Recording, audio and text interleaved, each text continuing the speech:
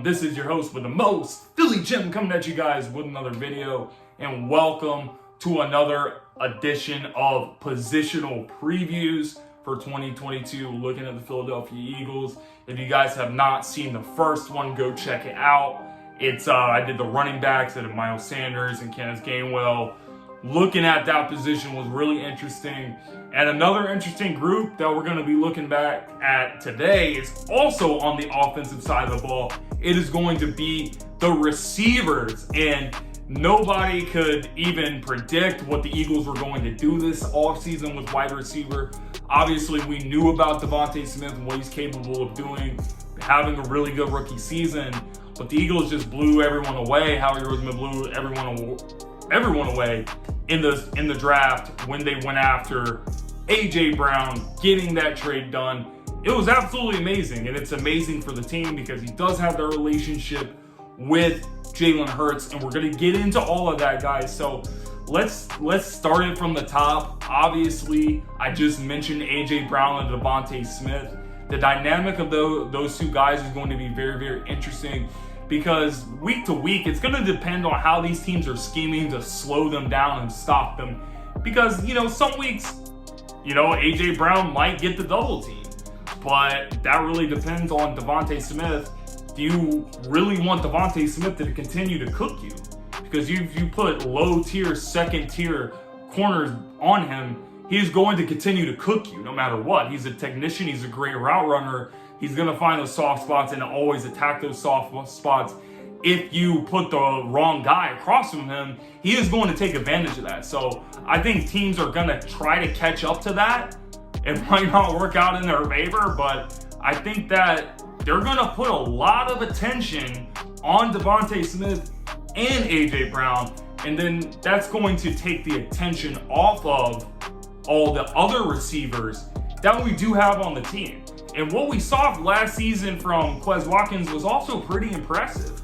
He did have 648 yards last year and a touchdown, and he made some big explosive plays down the field. Obviously, we know that Quez is a former track star in college and everything like that, but he's a guy that teams have enough film on him now, and they can't just ignore him.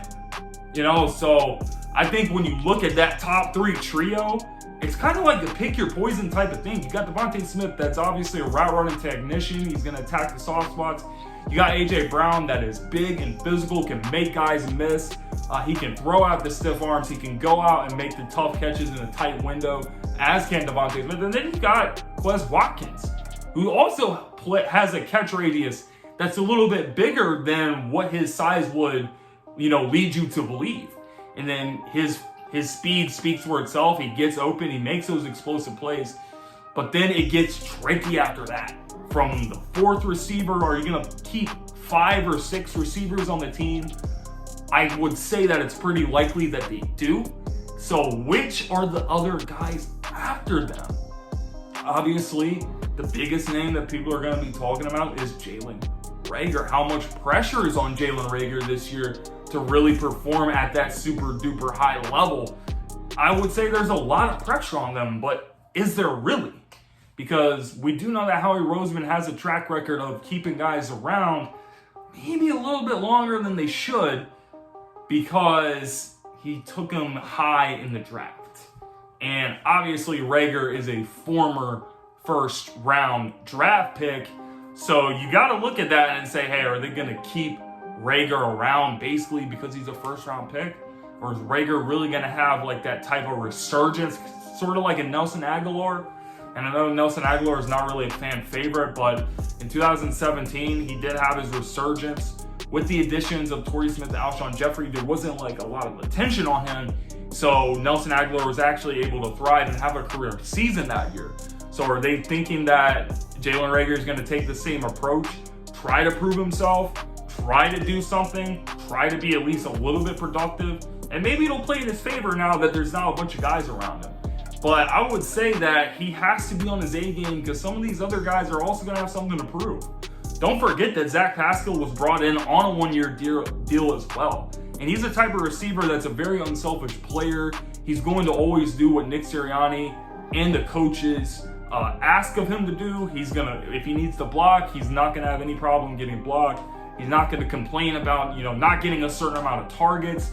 He's gonna do his thing. I kind of see him being more or less like that Jason Avant type of receiver. Every Eagles fan knows that Jason Avant was not the flashiest guy, but anytime that we needed him to make a catch or make a play for us when we needed to and do all this stuff that we asked of him, he was the guy that provided that for the team alongside Deshaun Jackson and Jeremy Maclin at the time.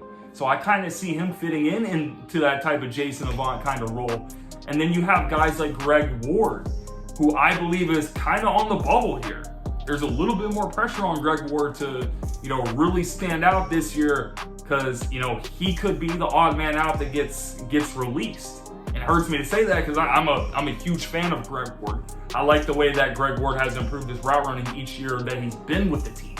But you got to look at all the bodies that are here. There's a lot of guys in the building. And then there's your special teams guy. I think that one of these guys, whether it's Britton Covey or Devin Allen, it's going to be interesting to see which one of those guys separates themselves as a special teams player, as a dynamic kickoff and punt returner. Obviously, Devin Allen was in the Olympics as a hurdler, so he does have that, getaway speed, but as is Britton Covey. Britton Covey is very, very undersized, only 5 feet.